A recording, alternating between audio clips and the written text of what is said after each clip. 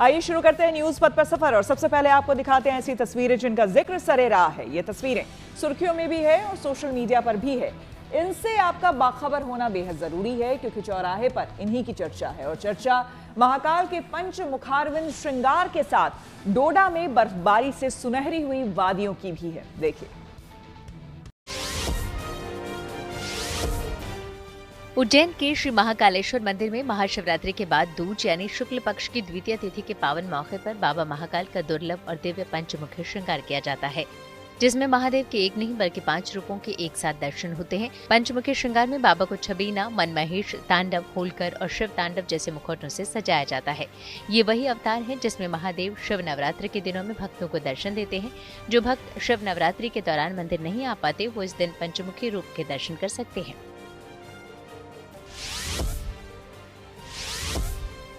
वाराणसी में गंगा नदी में नावों की बढ़ती संख्या के मद्देनजर सुरक्षा के लिहाज से पुलिस ने नया रूट प्लान बनाया है। अब गंगा में नावों के आने और जाने का रूट अलग अलग होगा। 3 दिन पहले तुलसी घाट के सामने 2 नावों के टकराने की वजह से ये फैसला लिया गया। इसी के साथ ही नावों में बैठी सभी सवारियों के लिए लाइफ जैकेट पहनना भी अनिवार्य कर दिया गया है। साथ ही घाटों पर घुड़सवारी कराने वाले लोगों का वेरिफिकेशन भी कराया जा रहा है। असम के माजुली में दिनोत्सव की बहार है। यहाँ मिशंग जनजाति के लोगों ने स्थानीय उत्सव में पारंपरिक डांस किया। इस पारंपरिक नृत्य को गुमराग नृत्य कहते हैं। मिशंग जनजाति का ये उत्सव अली ए लिरिगांग कहलाता है। असम का माजुली ब्रह्मपुत्र नदी पर बना एक द्वीप है जो दुनिया में किसी नदी पर बना सबसे बड़ा द्वीप है, जहाँ बड़ी संख्या में जनजातियाँ रहती हैं। यहाँ इस पारंपरिक उत्सव को देखने दूर दूर से टूरिस्ट भी पहुँचते हैं और स्थानीय रीति रिवाजों और परंपराओं से रूबरू होते हैं।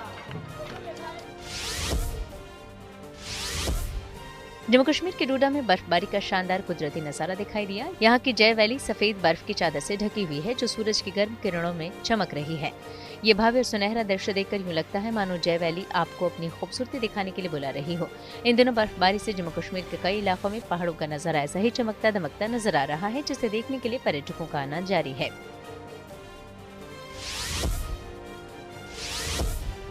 हरिद्वार की एक कॉलोनी में रात के वक्त गुलदार की दस्तक से हड़कंप मच गया। गुलदार काफी देर तक रिहायशी इलाके में घूमता रहा। उसकी घूमने फिरने की तस्वीर इन स्थानों पर लगे सीसीटीवी कैमरे में कैद हो गई। गुलदार सुबह होते ही वहां से किधर निकला कुछ पता नहीं चल पाया। लोगों ने सुबह इसकी जानकारी वन विभाग को दी, जिसके बाद वन विभाग की टीम ने गश्त तेज कर दी और लोगों को डरने के बजाय सतर्क रहने की सलाह दी जा रही है। और अब बात करते हैं एआई इम्पैक्ट एक्सपो की। दिल्ली के भारत मंडपम में चल रहे एआई इम्पैक्ट एक्सपो का आज चौथा दिन है और आज का दिन बेहद अहम रहा क्योंकि आज कई देशों के हेड, मिनिस्टर और मल्टीलैटरल इंस्टीट्यूशन के सीनियर रिप्रेजेंटेटिव और सैकड़ों इंडस्ट्री एक्सपर्ट्स एआई एक्सपो में पहुंचे, जिनके सामने प्रधानमंत्री मोदी ने एआई के सुरक्षित इस्तेमाल का नया फॉर्मूला दिया। इसके अलावा एक्सपो में एआई से जुड़े तमाम नए इनोवेशन देखने को मिले। देखिए ये रिपोर्ट।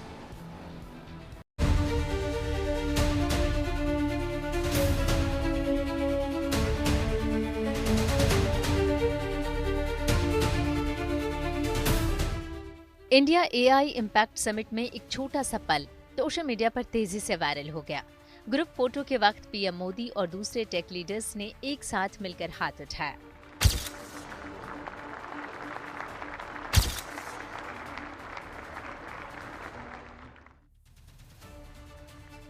प्रधानमंत्री मोदी, गूगल और अल्फाबेट के सीईओ सुंदर पिचाई, ओपन एआई के सीईओ सैम ऑल्टमैन, मेटा के चीफ एआई ऑफिसर अलेक्जेंडर वांग, एंथ्रोपिक के सीईओ डारियो अमोदेई समेत ग्लोबल टेक लीडर्स के साथ एक ग्रुप फोटो सेशन हुआ।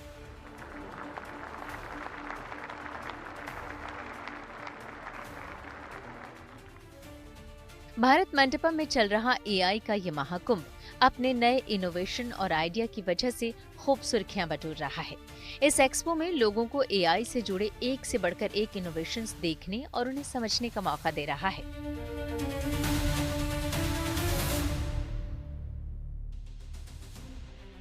यहाँ खासकर हिंदुस्तानी कंपनियों और स्टार्टअप के एआई से जुड़े इनोवेशन लोगों को खासे पसंद आ रहे हैं।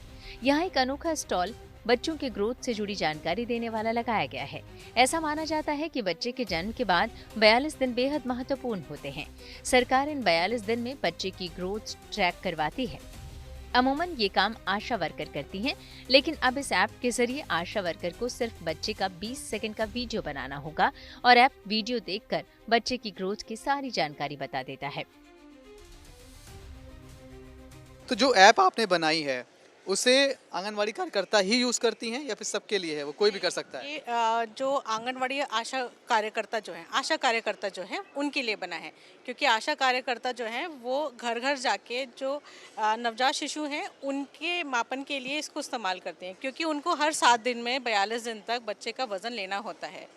तो इसी के लिए ये मोबाइल एप्लीकेशन बना है, जिसलिए उनका बच्चों का वज़न लेना आसान हो और साथ ही साथ बच्चों के का जो बाकी जो ग्रोथ है उसके बारे में पता चल सके। पूरी तरह से हिंदी में है ये, ताकि वो जो आशा वर्कर हैं उन्हें समझने में, उस पर काम करने में कोई दिक्कत ना हो। तो ये वो ऐप है जी। ठीक है, अब किस तरह से ये काम करेगी, क्या करना होगा उन्हें? जब भी आशा किसी के घर पे जाएगी तो वो यहाँ पे रजिस्ट्रेशन करे पे क्लिक करेगी। उसके बाद वो पहले सहमति लेगी माँ बाप से कि बच्चे का वीडियो वो ले सकती है या नहीं ले सकती है। तो बेसिकली इस ऐप पर आशा वर्कर एक वीडियो बच्चे का लेकर अपलोड करती हैं, उसके बाद ये ऐप अपने आप वो सारी चीज़ें बता देता है कि बच्चे का वज़न कितना है, सिर का आकार कैसा है, ठीक है नहीं है। और इस तरह से वीडियो लेनी होती है। यहाँ पास एक डमी है बच्चे का और हम उस पर शूट कर रहे हैं। तो ये बच्चे का वीडियो लेने के लिए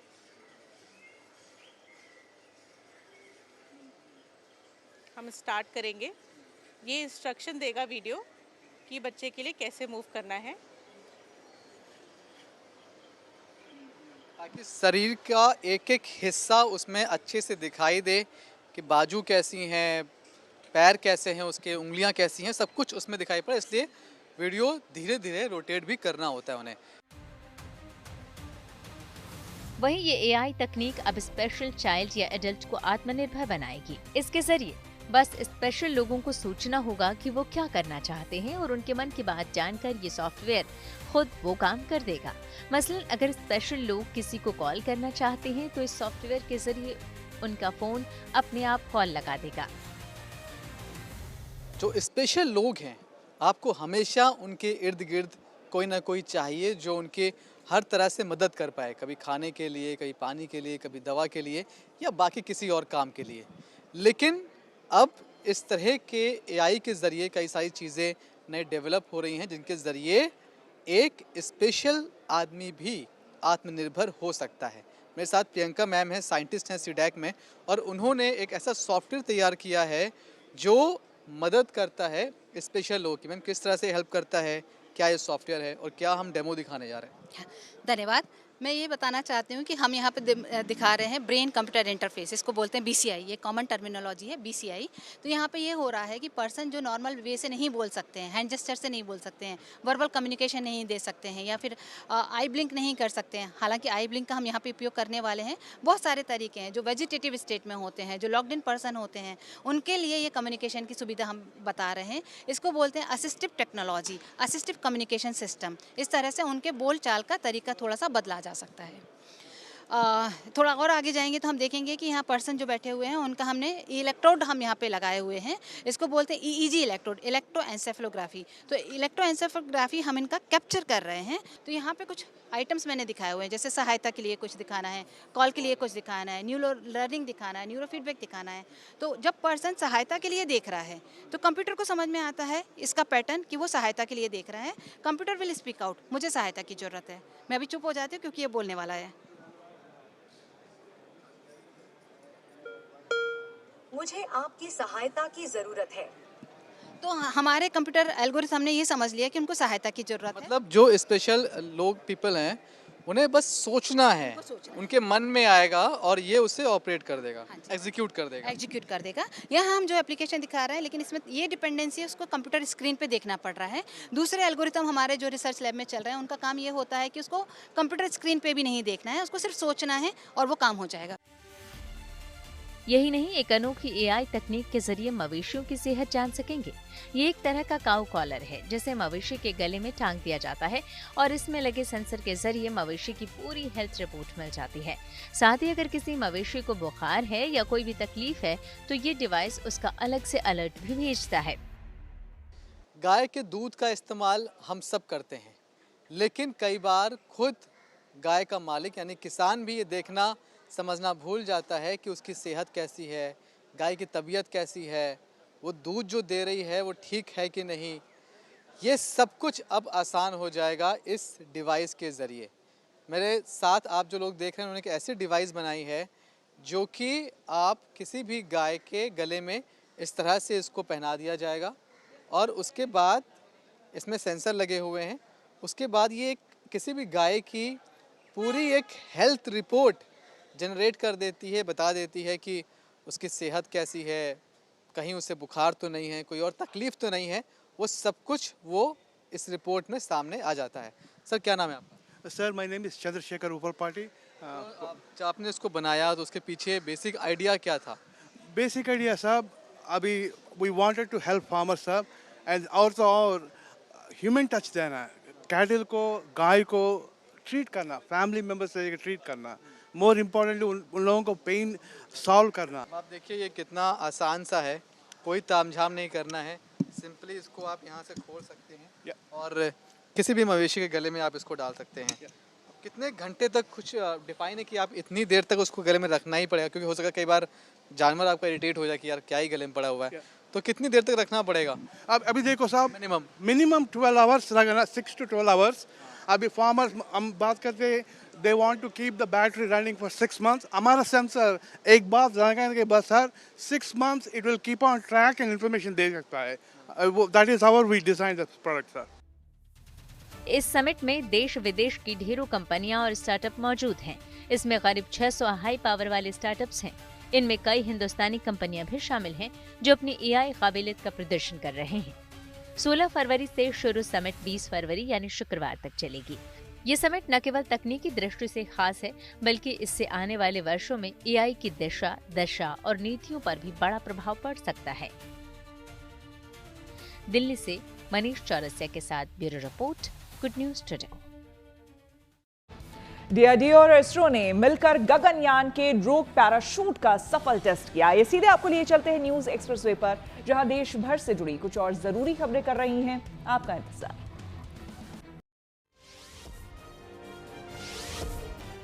अंतरिक्ष मिशन गगनयान को लेकर एक अच्छी खबर सामने आई। डीआरडीओ और इसरो ने मिलकर गगनयान के ड्रोग पैराशूट का सफल परीक्षण किया है। ये परीक्षण कल यानी बुधवार को चंडीगढ़ में स्थित TBRL यानी टर्मिनल बैलिस्टिक रिसर्च लेबोरेटरी में डीआरडीओ की RTRS फैसिलिटी में पूरा किया गया।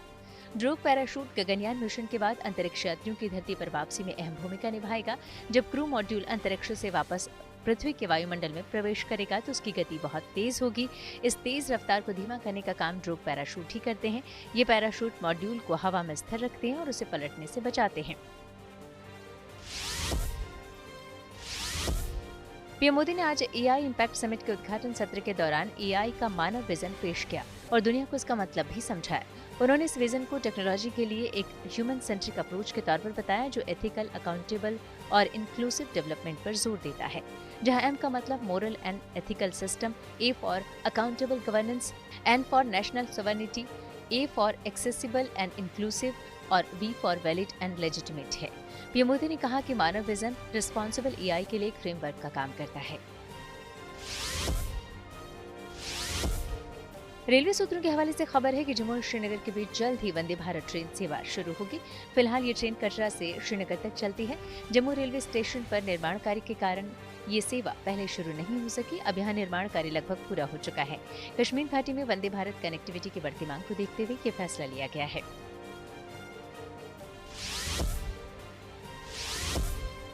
इस साल से यूपी बोर्ड छात्रों को यूवी फीचर्स से लैस यूनिक मार्कशीट देगा। इसे लेकर कहा जा रहा है कि मार्कशीट न फटेगी न ही खराब होगी। इसे लेमिनेट करवाने का भी झंझट नहीं होगा। यूपी बोर्ड के सचिव भगवती सिंह का दावा है कि 70 से 80 साल तक सुरक्षित रह सकती है। साथ ही ये असली है या नकली ये परखना भी आसान होगा। इस मार्कशीट को 1 मिनट तक धूप दिखाने पर इसमें लाल रंग का माध्यमिक शिक्षा परिषद का लोगो चमकता दिखाई देगा, जो छाया में लाने पर 2 मिनट बाद गायब हो जाएगा। फ्लीट रिव्यू के बाद आज विशाखापट्टनम में नौसेना अभ्यास मिलन 2026 का आगाज हो गया। रक्षा मंत्री राजनाथ सिंह ने आज इसका औपचारिक शुभारंभ किया। इस दौरान chief of naval staff admiral Dinesh Tripathi भी वहां मौजूद रहे। इस अभ्यास में 70 देशों की सेनाएं हिस्सा ले रही हैं। भारतीय नौसेना की ओर से 1995 में शुरू किया गया मिलन एक द्विवार्षिक बहुपक्षीय नौसैनिक सम्मेलन है जो 4 क्षेत्रीय देशों इंडोनेशिया, सिंगापुर, श्रीलंका और थाईलैंड की भागीदारी के साथ शुरू हुआ था। और अब बात छत्रपति शिवाजी महाराज की जयंती की। भारत के इतिहास में कुछ नाम केवल व्यक्तित्व नहीं बल्कि विचार और प्रेरणा बन जाते हैं और युगों तक मार्गदर्शक बने रहते हैं। ऐसा ही एक नाम तेजस्वी है जो है छत्रपति शिवाजी महाराज का। आज उनकी 396वीं जयंती मनाई जा रही है जो कि राष्ट्र गौरव का पर्व है। 19 फरवरी को जन्मे शिवाजी महाराज ने उस समय स्वराज का स्वप्न देखा जब देश का ज्यादातर हिस्सा विदेशी सत्ता के अधीन था। वो शिवाजी ही थे जिन्होंने साबित किया कि दृढ़ संकल्प, रणनीति और जन समर्थन से असंभव भी संभव हो सकता है। देखिए देश के अलग अलग हिस्सों में कैसे याद किए गए शिवाजी महाराज।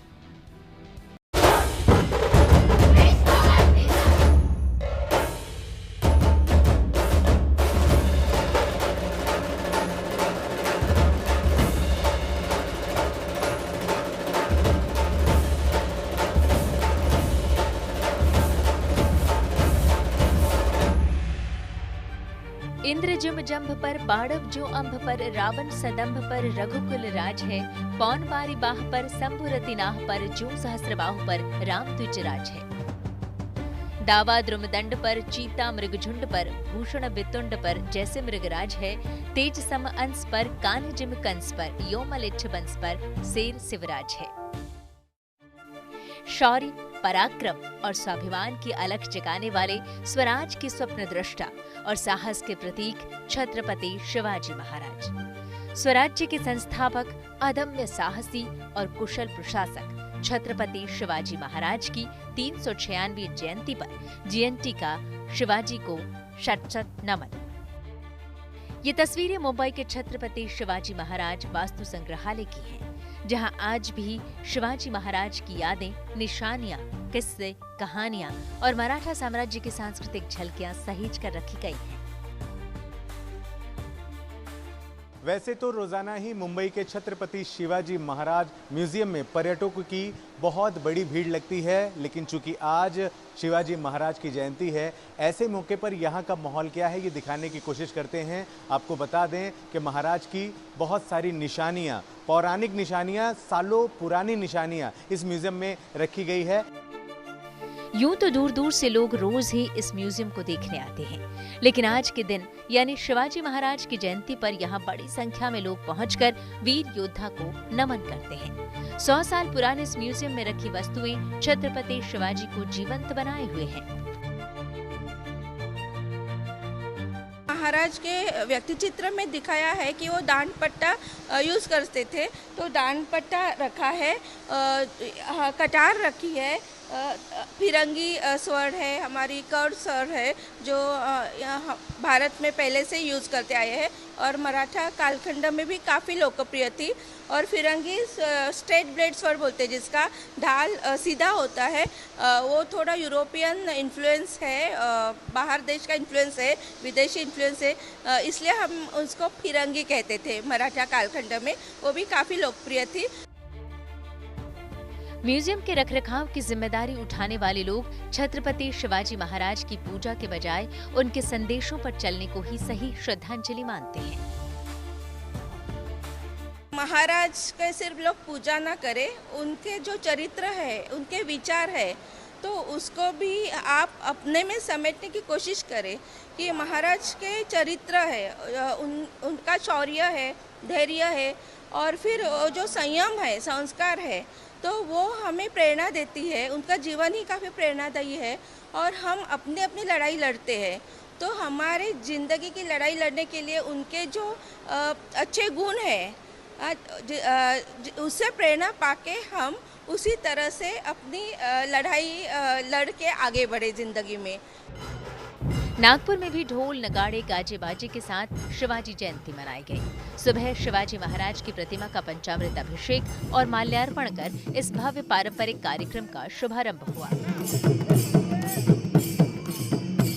शिवाजी महाराज की पालकी निकाली गई, जिसमें महिलाओं ने विशेष प्रस्तुति देकर शिवाजी महाराज को नमन किया।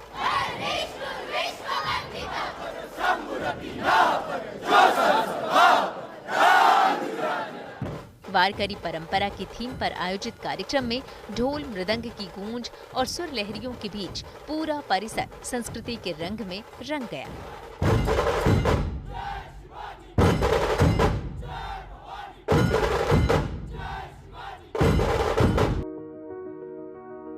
पुणे में एक कलाकार ने छत्रपति शिवाजी महाराज को अनोखे अंदाज में श्रद्धांजलि दी।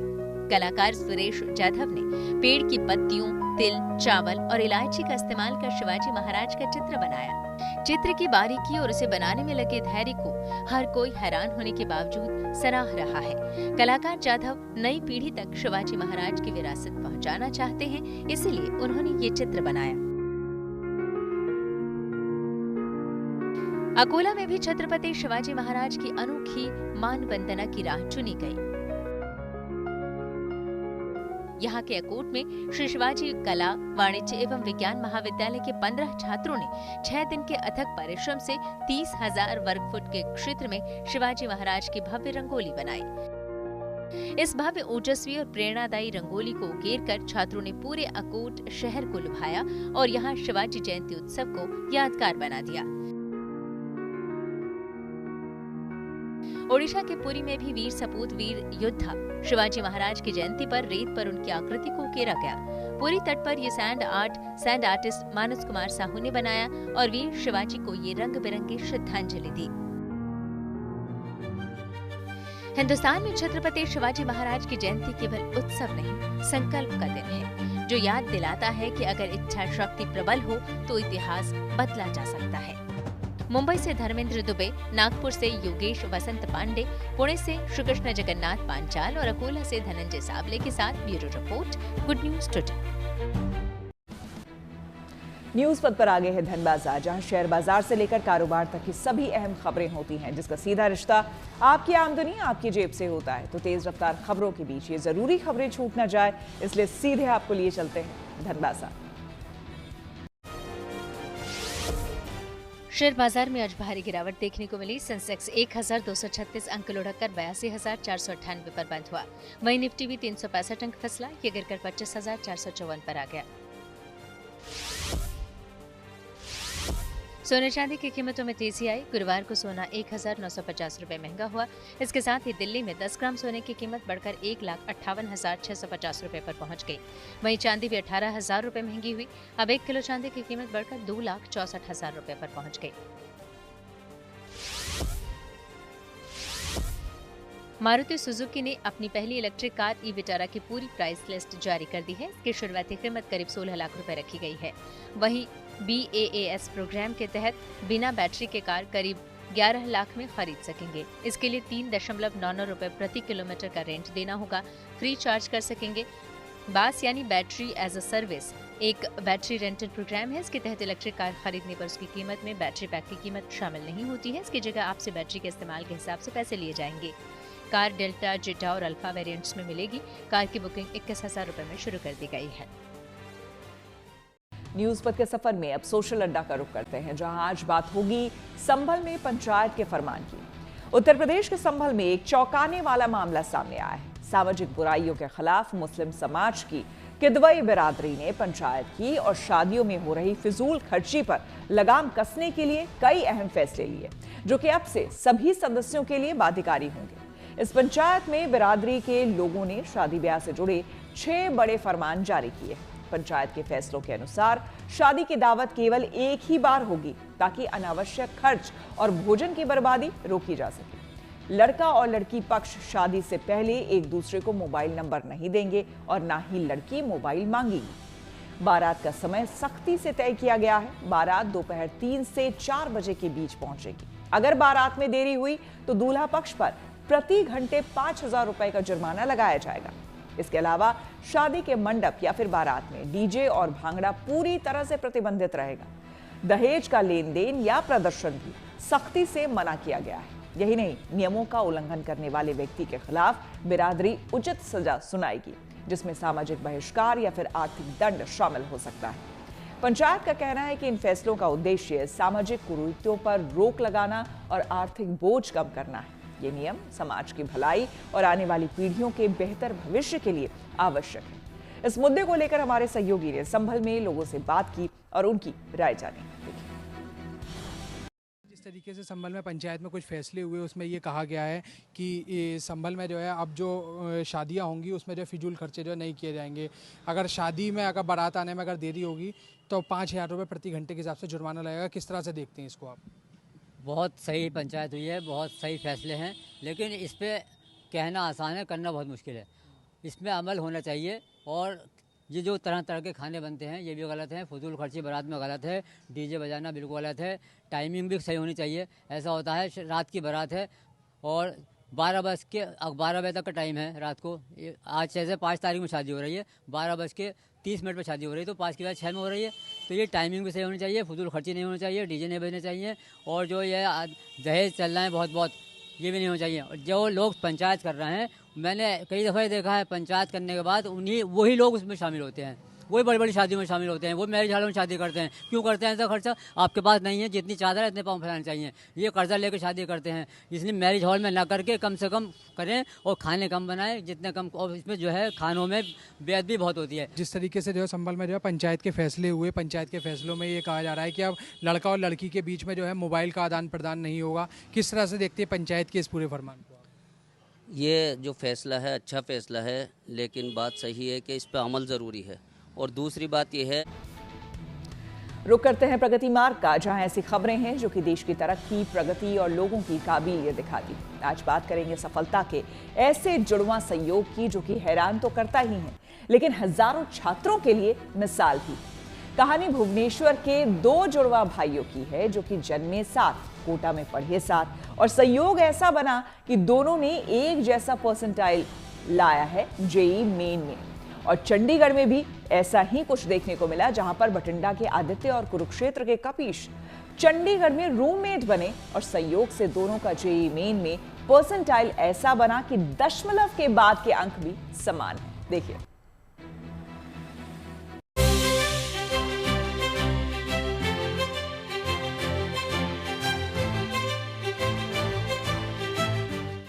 महरूफ अहमद खान और मसरूर अहमद खान दोनों जुड़वा भाई हैं। एक साथ जन्म, एक ही उम्र, एक साथ स्कूलिंग, यहाँ तक कि चश्मे का नंबर भी सेम और जूते का साइज भी मैचिंग। जुड़वा हैं तो इतना संयोग तो समझना आसान है, लेकिन हम बता रहे हैं आपको इन जुड़वा भाइयों की सफलता का जुड़वा संयोग। दोनों ने एक ही सेंटर, एक ही शिफ्ट में जेईई मेन दिया और संयोग देखिए कि एक बराबर स्कोर भी हासिल किया। इन जुड़वा भाइयों ने जेईई मेन एग्जाम में 300 में से 285 नंबर हासिल किए और जेईई मेन क्रैक कर लिया। यही है इनकी सफलता का जुड़वा संयोग। भुवनेश्वर के रहने वाले ये दोनों भाई वहां से आंखों में कुछ कर गुजरने का सपना लिए करियर बनाने कोटा पहुंचे थे, जहां एक ही क्लास में एडमिशन मिला। अब इम्तिहान की बारी थी। Study plan, strategy, time table सब एक जैसा बनाया और कमाल देखिए कि स्कोर भी एक जैसा किया।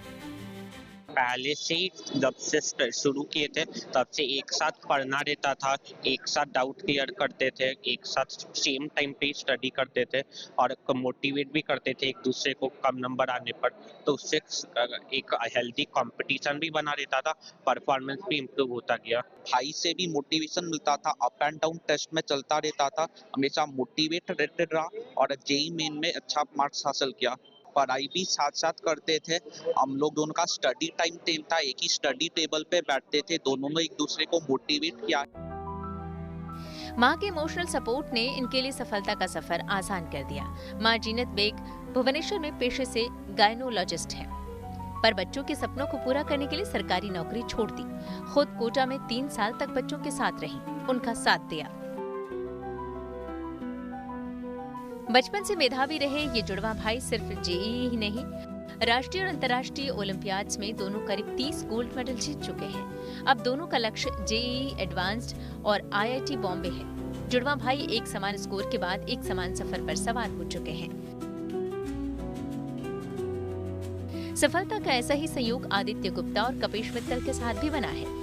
बठिंडा के आदित्य और कुरुक्षेत्र के कपीश 17 साल के हैं। हाई स्कूल के दौरान दोनों आगे की पढ़ाई के लिए चंडीगढ़ पहुंचे। पिछले 2 साल से दोनों रूममेट हैं। एक ही कमरे में एक साथ एक बराबर पढ़ाई, एक साथ प्लानिंग, एक जैसे दिनचर्या और एक जैसा खान पान। और देखिए सफलता भी मिली तो साथ साथ। दोनों रूममेट्स को जेईई मेन में एक समान 99.99 परसेंटाइल आया। संयोग ऐसा कि परसेंटाइल अंतिम दशमलव तक एक दूसरे से मेल खाता है, इसलिए दोनों ने संयुक्त रूप से चंडीगढ़ में जेईई मेन में टॉप किया। अब दोनों की नजरें आईआईटी बॉम्बे पर है, जहां से उन्हें कंप्यूटर साइंस में इंजीनियरिंग करना है। वैसे आपको बता दें कि जेईई मेन में 12 छात्रों ने 300 में से 300 अंक लाकर 100 परसेंटाइल लिस्ट में एंट्री की है, जिसमें दिल्ली के श्रेयस मिश्रा, बिहार के शुभम कुमार समेत राजस्थान, हरियाणा, महाराष्ट्र, गुजरात, आंध्र प्रदेश और तेलंगाना के छात्र भी शामिल हैं। Bureau report, good news today. T20 world cup में सुपर 8 में 22 फरवरी को दक्षिण अफ्रीका से होगा भारत का मुकाबला। इसके साथ ही खेल जगत से जुड़ी ऐसी इंटरेस्टिंग खबरों को जानने के लिए आइए सीधे चले खेल चक्कर। अहमदाबाद में जीत का चौका लगाकर टीम इंडिया ने सुपर 8 में मजबूती से कदम बढ़ा दिया है। सुपर 8 राउंड में भारत का सामना रविवार 22 फरवरी को दक्षिण अफ्रीका से होगा। बुधवार को टीम इंडिया ने नीदरलैंड्स के खिलाफ पहले बल्लेबाजी करते हुए 193 रन का स्कोर खड़ा किया, जिसके जवाब में नीदरलैंड्स की टीम 176 रन ही बना सकी और टीम इंडिया ने 17 रन से ये मुकाबला अपने नाम किया। ये T20 वर्ल्ड कप में भारत की लगातार रिकॉर्ड 12वीं जीत थी। T20 विश्व कप 2026 का 38वां ग्रुप मुकाबला जिम्बाब्वे ने 6 विकेट से जीत लिया। कोलंबो में श्रीलंका के खिलाफ जिम्बाब्वे ने शानदार प्रदर्शन करते हुए 179 रनों के लक्ष्य को 3 गेंदों के शेष रहते हासिल कर लिया। इस जीत के साथ जिम्बाब्वे ने अपने ग्रुप स्टेज का समापन अजेय रहते किया है। श्रीलंका ने पहले बल्लेबाजी करते हुए 20 ओवर में 7 विकेट पर 178 रन बनाए। जवाब में जिम्बाब्वे ने 3 गेंदों के शेष रहते 182 रन बनाए और मुकाबला अपने नाम कर लिया। इस जीत के साथ सुपर 8 में एंट्री करके जिम्बाब्वे की टीम ग्रुप बी की टेबल टॉप पर भी बन गई है। T20 वर्ल्ड कप के अपने आखिरी ग्रुप लीग मुकाबले में वेस्टइंडीज ने इटली को 42 रनों से हरा दिया। मुकाबले में वेस्टइंडीज ने 6 विकेट पर 165 रन बनाए। टॉस हारकर पहले बल्लेबाजी करने उतरी वेस्टइंडीज को कप्तान शाई होप ने संभाला। होप ने 46 गेंदों पर 75 रनों की शानदार पारी खेली, जिसमें 6 चौके और 4 छक्के शामिल रहे। जवाब में इटली की टीम 18 ओवरों में 123 रनों पर सिमट गई। शमर जोसेफ ने तूफानी गेंदबाजी करते हुए 4 विकेट झटके। इसी के साथ न्यूज पथ में मेरे यानी कि श्वेता झा के साथ फिलहाल इतना ही। देश दुनिया की तमाम पॉजिटिव खबरों के लिए देखते रहिए गुड न्यूज पे।